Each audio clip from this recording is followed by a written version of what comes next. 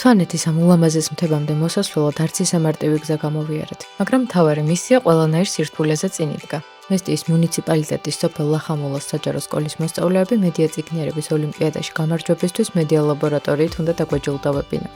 მიუხედავად იმისა, რომ აქ სულ 22 მოსწავლე სწავლობს, სკოლის ეზოს და კედლებს ბავშვების რიამული ნამდვილად არ აკლია.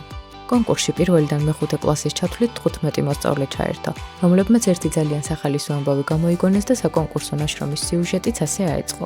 ბავშვებმა AI-ის დახმარებით შექმნეს ფოტომანიპულაცია, სადაც მსოფლიო დონის ფეხბურთელები სვანეთის კოშკების ფონზე დგანან.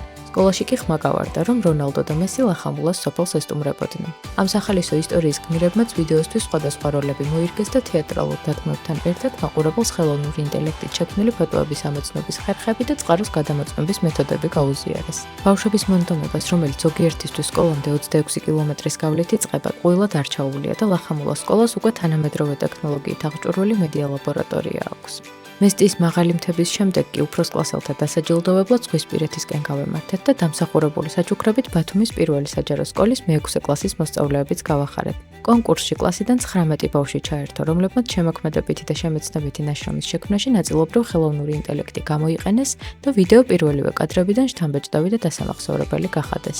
ინფორმაციულ ნამუშევარში მოსწავლეებმა განიხილეს მედია წიგნიერების როლი ხელოვნური ინტელექტის ეპოქაში და აღნიშნეს, რომ AI შეიძლება იყოს როგორც საფრთხის შემცველი, ისე სასარგებლო ინსტრუმენტი, რაც მომხმარებელსა და მის მიზნებზეა დამოკიდებული. და ბოლოს კიდევ ერთხელ დავუწმუნდით, რომ ბავშვებს შეუძლიათ ყველაფერი, თუ მათ მოტივაციას და შესაძლებლობას მივცემთ.